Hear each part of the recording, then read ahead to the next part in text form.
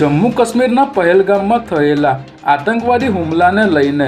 વડોદરા શહેર police alert થઈ ગઈ છે અને રેલવે સ્ટેશન, બસ સ્ટેન્ડ અને ભીડભાડવાળા વિસ્તારોમાં સતત ચેકિંગ કરવામાં આવી રહ્યું છે। ત્યારે આ અંગે વડોદરા શહેર પોલીસ કમિશનર નરસિંહ કુમારે જણાવ્યું હતું કે 22 તારીખે જમ્મુ કાશ્મીરમાં બનેલા આ બનાવને લઈને શહેરની સુરક્ષા વ્યવસ્થા સુદૃઢ બનાવવામાં આવી છે, જેમાં તમામ ડીસીપી, એસીપી, પીઆઈ અને કોન્સ્ટેબલ સુધીના પોલીસ અધિકારી અને કર્મચારીઓને સુરક્ષાને લઈને સૂચનાઓ આપી દેવામાં આવી છે।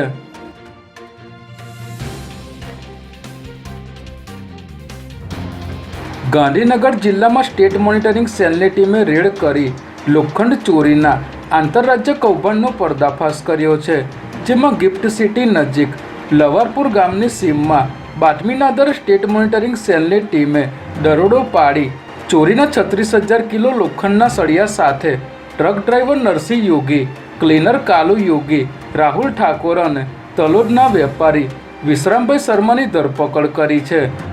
પોલીસે સ્થળ પરથી ટ્રક અને એસયુવી સહિત કુલ 40 લાખનો મુદ્દામાલ જપ્ત કર્યો છે, જ્યારે મુખ્ય સૂત્રધાર શૈલેષ સોલંકી સહિત 4 આરોપીઓને ભાગેડુ જાહેર કરી તમામની ધરપકડના ચક્રો ગતિમાન કર્યા છે।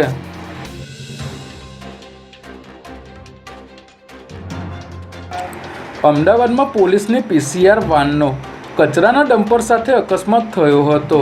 જેમાં પ્રહલાદનગર વિસ્તારમાં મોડી રાત્રે કચરાનું ડમ્પર ઊભું હતું, ત્યારે